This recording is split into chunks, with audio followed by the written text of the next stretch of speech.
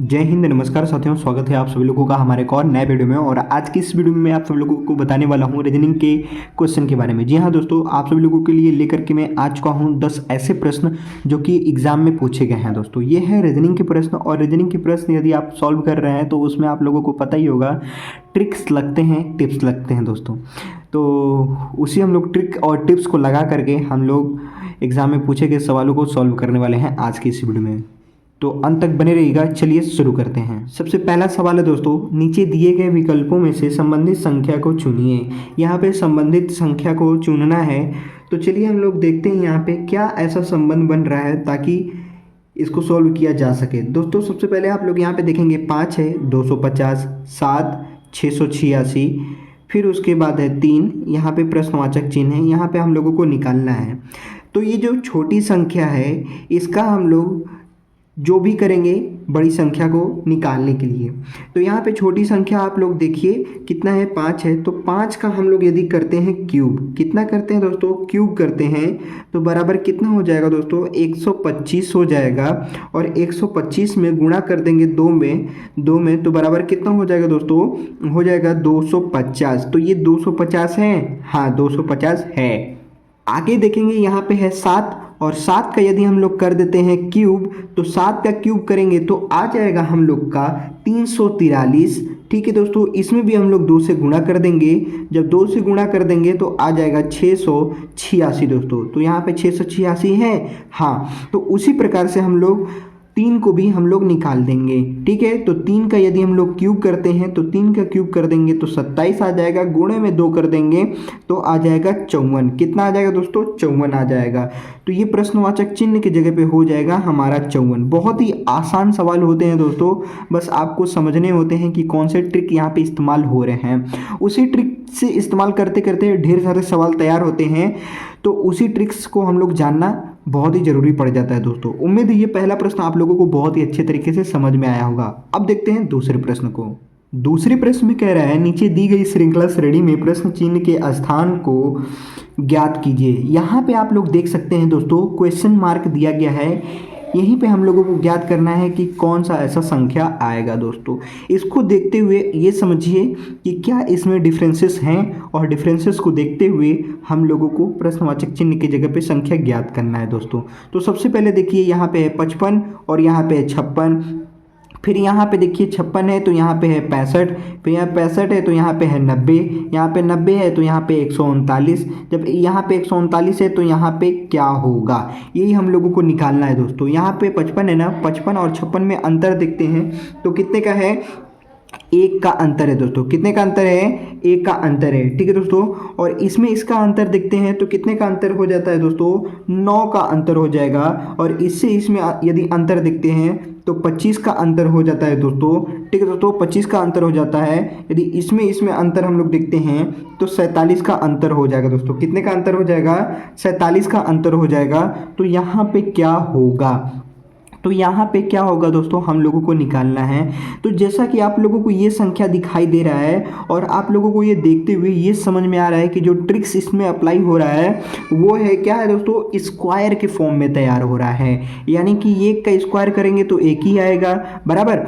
अगर हम लोग 3 का स्क्वायर करते हैं तो 9 आ जाएगा। फिर यहाँ पे 5 का स्क्वायर करते हैं 25 आ जाएगा। 7 का स्क्वायर करते हैं तो 47 आ जाएगा। और इसमें जब देखेंगे अंतर क्या हो रहा है, 2 आगे चल करके लिखा गया है। यानी 1 के बाद 3, 3 के बाद 5, 5 के बाद 7, तो 7 के बाद क्या आ जाएगा, 9 आ जाएगा दोस्तों। तो 9 का स्क्वायर जब हम लोग करेंगे तो 9 81 आ जाएगा। कितना आ जाएगा दोस्तों, 81 आ जाएगा। और यही 81 जब हम लोग 139 में क्या कर देंगे, जोड़ देंगे। 139 में 81 जब जोड़ देंगे तो बराबर हो जाएगा दोस्तों कितना, हमारा 220 हो जाएगा। कितना हो जाएगा, 220 हो जाएगा। तो यही 220 आपका प्रश्नवाचक चिन्ह की जगह पे हो जाएगा दोस्तों।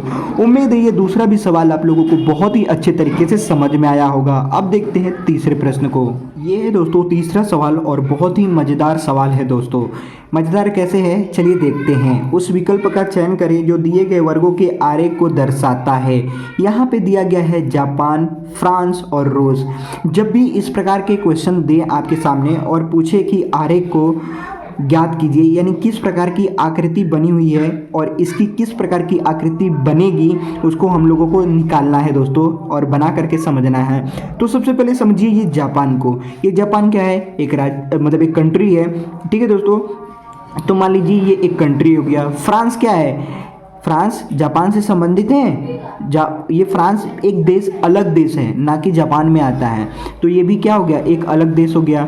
ये जो रूस है वो क्या, रूस इन दोनों से संबंधित है, किसी से भी संबंधित नहीं है। ये भी एक देश है, वो भी अलग देश है। तो इसका भी क्या हो जाएगा, एक अलग देश हो जाएगा दोस्तों। यानी ये तीनों देश अलग अलग हैं। तो देखिए ऑप्शन में कौन सी आकृति मिल रही है, ये मिल रहा है, ये मिल रहा है, ये मिल रहा है, नहीं तो ये आकृति मिल रहा है। ऑप्शन नंबर डी हम लोग का सही हो जाएगा दोस्तों, ये ठीक है दोस्तों। तो ये तीसरे सवाल बहुत ही मज़ेदार सवाल था दोस्तों, और ऐसे ही सवाल बहुत ही मज़ेदार होते हैं, क्योंकि जब हम लोगों को दे देता है कि बताइए जापान, फ्रांस, रूस में क्या अंतर है, ये आरेख को देख करके बताइए। अब ऐसे ही संबंधित में अगर आपसे ये सवाल पूछ लूँ कि बताइए, जैसे ये हो गया भारत, ठीक है, ये हो गया दिल्ली, ठीक है दोस्तों, ये हो गया दिल्ली, और ये हो गया लाल किला, ठीक है, लाल किला, ठीक है दोस्तों, लाल किला। तो इसका क्या आरेख तैयार हो जाएगा, इसका आरेख एकदम सिंपल है दोस्तों। ये भारत, तो ये हो गया हमारा भारत, और ये भारत दिल्ली से संबंधित है, हाँ भारत के अंदर ही ये दिल्ली आता है दोस्तों, ठीक है, और दिल्ली के अंदर आता है लाल किला। तो ये हो जाएगा दिल्ली के अंदर लाल किला दोस्तों। तो इस प्रकार की आकृति हमारी तैयार हो रही है दोस्तों। उम्मीद है ऐसे प्रश्न अब आगे आप लोग कर लेंगे। चलिए देखते हैं चौथे प्रश्न को। प्रश्न नंबर 4 कह रहा है, निम्नलिखित में लुप्त संख्या ज्ञात कीजिए। यहाँ पे लुप्त संख्या हम लोगों को ज्ञात करना है दोस्तों। तो लुप्त संख्या कहाँ पे ज्ञात करना है, ये रहा प्रश्नवाचक चिन्ह, तो यहीं पे हम लोगों को लुप्त संख्या ज्ञात करने पड़ेंगे दोस्तों। यहाँ पे कैसे सवाल दे दिए गए हैं समझना है दोस्तों, क्योंकि बहुत ही यूनिक तरीका यहाँ पे लगाने वाला है, ठीक है। यहाँ पे डी, यहाँ पे एच है, यहाँ पे 144, कैसे 144, टी बी 484, एफ एच यहाँ पे निकालना है। तो क्या किया गया है यहाँ पे हम लोगों को समझना है दोस्तों। यदि हम लोग इसका पहले हम लोग लिख लेते हैं प्लेस वैल्यू, तो डी का प्लेस वैल्यू कितना हो जाता है 4, और h का प्लेस वैल्यू हो जाता है 8। यदि हम लोग इन दोनों को जोड़ देते हैं तो कितना आता है, 8 4 12 आता है, और 12 का यदि हम लोग स्क्वायर करते हैं तो 144 आता है। हाँ बिल्कुल सही है। यानी ये ट्रिक्स हम लोग इसमें भी अप्लाई करके देखते हैं निकल पा रहा है कि नहीं निकल पा रहा है। यदि ये भी निकल जाएगा तो ये आ जाएगा दोस्तों, ठीक है दोस्तों। तो टी का प्लेस वैल्यू कितना होता है, तो टी का प्लेस वैल्यू होता है 20, और बी का प्लेस वैल्यू होता है 2। तो इनको जोड़ देते हैं, बराबर कितना आ गया 22, और यदि 22 का स्क्वायर करते हैं तो हम लोग तो 484 आ जाएगा दोस्तों। बिल्कुल सही है। यानी यही ट्रिक हम लोग अप्लाई करते हैं नीचे वाले में भी। तो एफ का प्लेस वैल्यू हो जाएगा 6, एच का प्लेस वैल्यू हो जाएगा 8, और 6 8 कितना हो जाएगा 14 हो जाएगा। 14 का स्क्वायर करेंगे दोस्तों तो 196 आ जाएगा। हमारा क्वेश्चन मार्क की जगह पे कितना हो जाएगा दोस्तों, 196 हो जाएगा। यही हमारा करेक्ट आंसर हो जाएगा दोस्तों। उम्मीद है ये चौथा भी प्रश्न आप लोगों को बहुत ही जबरदस्त लगा होगा दोस्तों। अब चलिए देखते हैं पांचवें प्रश्न को। पांचवा सवाल दोस्तों कुछ इस प्रकार से दिया गया है, नीचे दिए गए पासे में एम के विपरीत फलक क्या होगा। यानी हम लोगों को एम के विपरीत वाले फलक का क्या करना है, ज्ञात करना है दोस्तों। क्या करना है, तो यहाँ पे देखिए ये 2 पासे बने हुए हैं, और ये 2 पासों में हम लोगों को m के विपरीत वाली संख्या को ज्ञात करना है, या फिर अक्षर को ज्ञात करना है, जो भी बोल सकते हैं दोस्तों, ठीक है। तो m के विपरीत बस होना चाहिए। तो यहाँ पे जो पासा दिया गया है इनमें सबसे पहले कॉमन देख लेते हैं। ये है l और ये भी है l। तो l हमारा क्या हो जाएगा, कॉमन हो जाएगा दोस्तों। यहाँ पे l बन गया, यहाँ पे भी हम लोग बना दिए l, ये कॉमन आपका निकल करके आ गया। तो अब ये l के बाद क्या आया है, l के बाद लिख लेंगे 7, और इस 7 के बाद क्या आया है, m आया है, तो यहाँ पे लिख लेंगे m। अब देखते हैं इस l के बाद क्या आया है, तो आया है j, और इस j के बाद क्या आया है, k आया है दोस्तों। क्या आया है, k आया है। तो हम लोग को निकालना क्या था, k मतलब m के विपरीत फलक पर क्या होगा।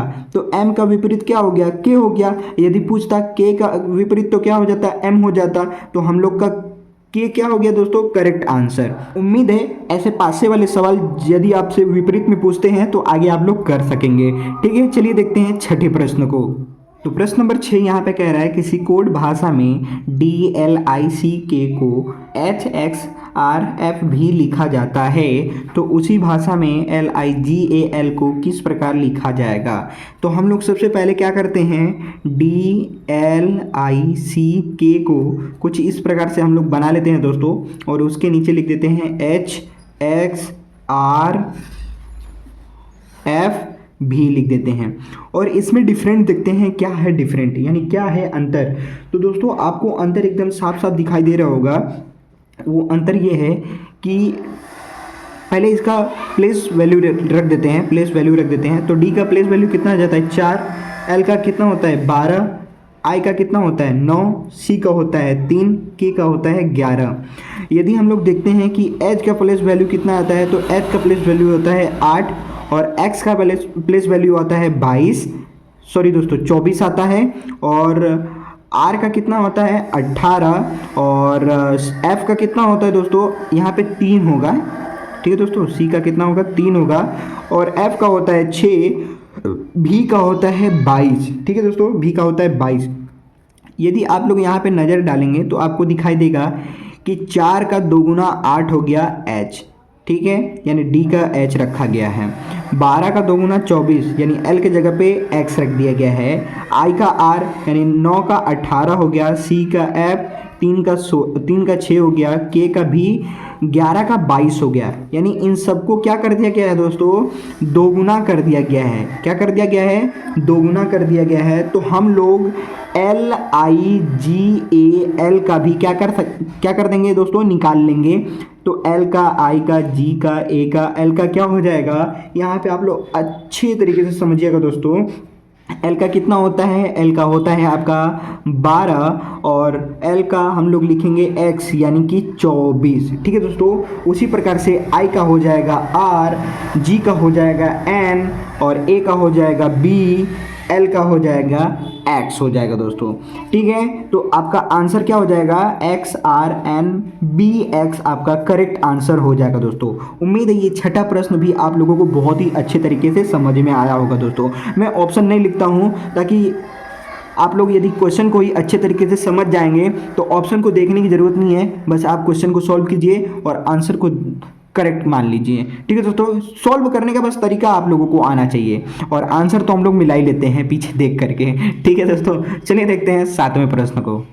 प्रश्न नंबर 7 कुछ इस प्रकार से है दोस्तों, नीचे दिए गए विकल्प में से असंगत विकल्प का चयन कीजिए। यहाँ पे हम लोगों को ऐसे शब्द को चुनना है जो कि बिल्कुल अलग है दोस्तों। तो यहाँ पे देखिए ऑप्शन नंबर ए में क्या है, मोबाइल, बी क्या है लैपटॉप, सी क्या है कंप्यूटर, डी क्या है बल्ब। यहाँ पे आप लोग एक देखेंगे मोबाइल, लैपटॉप, ये कंप्यूटर, ये सब क्या है, एक जैसे हैं दोस्तों। ये सब क्या है, एक जैसे हैं, ठीक है। इसमें सब में क्या होते हैं, स्क्रीन्स होते हैं जो चलाया जाता है, जिसमें हम लोग वर्क करते हैं, ठीक है। और ये क्या है, डी का क्या है दोस्तों, बल्ब इन तीनों से बिल्कुल अलग है, सिमिलर थोड़ा सा भी नहीं है। सिमिलर ये सब हैं, मोबाइल है, लैपटॉप है, कंप्यूटर है, ये तीनों सिमिलर हैं, लेकिन बल्ब इन तीनों से अलग है, इसीलिए ये हो जाएगा असंगत शब्द हो जाएगा दोस्तों। तो option number D is the correct answer. चलिए देखते हैं 8वें प्रश्न को। प्रश्न नंबर 8 बोल रहा है, दी गई आकृति में सीधी रेखाओं की संख्या ज्ञात कीजिए। यहाँ पे आकृति बनी गई है दोस्तों, और इस आकृति में हम लोगों को संख्या ज्ञात करना है लाइनों की। किसकी ज्ञात करना है दोस्तों, लाइनों की संख्या ज्ञात करनी है। तो आप लोग बस इतना समझिए कि ये है आपका रो, ठीक है दोस्तों, ये है रो, और ये होता है कॉलम, ठीक है, और ये होता है जो अलग अलग लाइन होते हैं दोस्तों, ठीक है दोस्तों। ये अलग अलग आपकी लाइनें होती हैं, इसको भी हम लोगों को काउंट करना है। तो 3 प्रकार की लाइनें हैं दोस्तों, 1 2 ये 3, ठीक है। इसको सिमिलर ही बोलते हैं, ठीक है दोस्तों। तो हम लोग चलिए फटाफट काउंट कर लेते हैं। सबसे पहले ऐसे वाले लाइन को काउंट कर लेते हैं। तो यहाँ पे देखिए 1, ये 2, और ये है दोस्तों 3। कितने हैं दोस्तों, 3। ये वाली लाइनें कितनी हो गई दोस्तों, ये लाइनें हो गई 3। और अब ऐसे लाइन को काउंट कर लेते हैं। तो ये देखो, ये 1, और ये 2, ये 3, ये 4, ये 5। तो ये वाली लाइनें कितनी हो गई दोस्तों, 5 हो गई।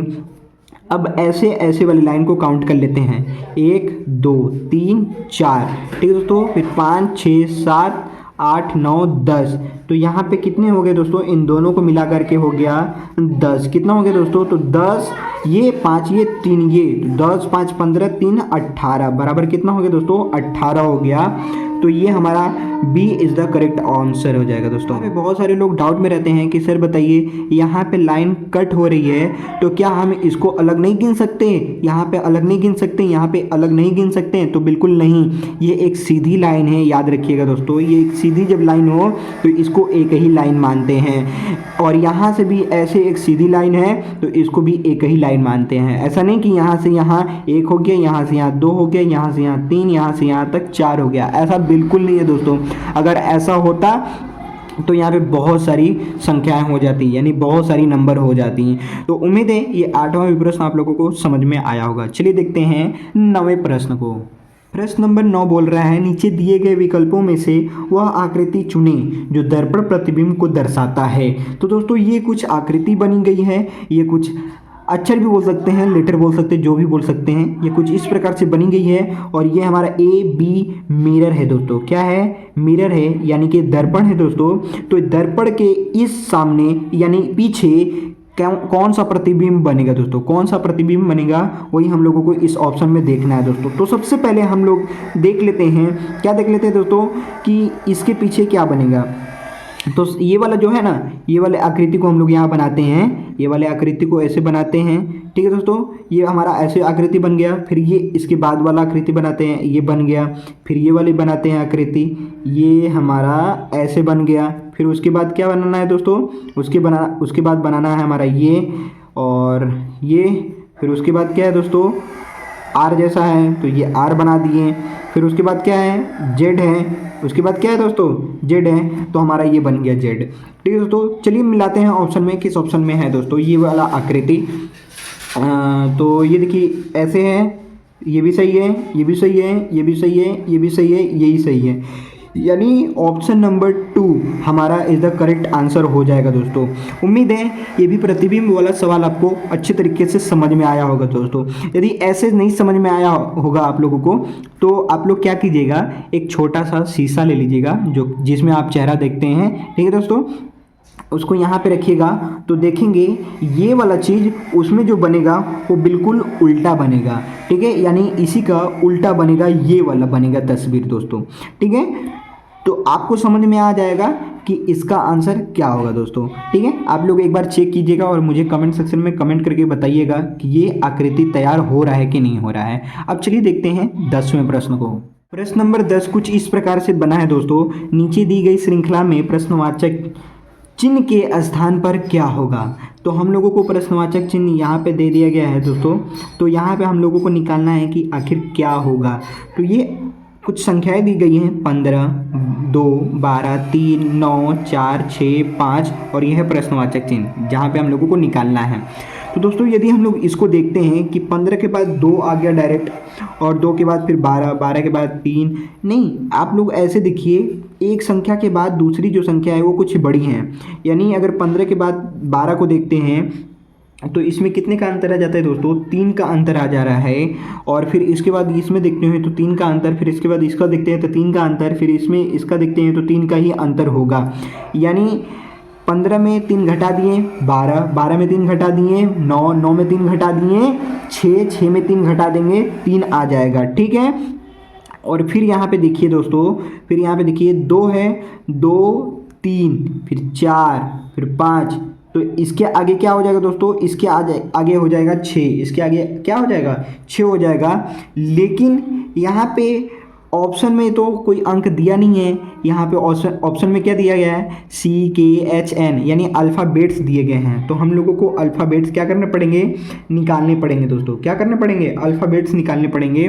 तो यहाँ पे देख लीजिए, यहाँ पे आपका क्या हो गया दोस्तों, यहाँ पे हो गया 15 का क्या हो जाएगा, 15 का हो जाएगा आपका O, और 2 का क्या हो जाएगा B, 12 का क्या हो जाएगा, 12 का हो जाएगा L, 3 का कितना हो जाएगा C हो जाएगा, और 9 का हो जाएगा I, 4 का हो जाएगा D, और 6 का क्या हो जाएगा F,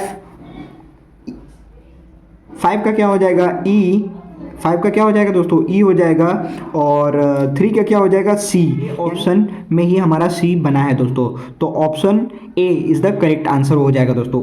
उम्मीद है ये 10 प्रश्न आप लोगों को बहुत ही अच्छे तरीके से समझ में आए होंगे दोस्तों। यदि आप लोगों को इसमें किसी भी प्रकार का डाउट होगा तो आप लोग मुझे कमेंट करके जरूर बताइएगा दोस्तों। आई होप ये वीडियो आप लोगों को पसंद आया होगा। पसंद आया तो लाइक कर देना, चैनल पे नहीं तो चैनल को सब्सक्राइब कर देना। मिलते हैं ऐसे जबरदस्त टॉपिक के साथ, तब तक के लिए जय हिंद, वंदे मातरम।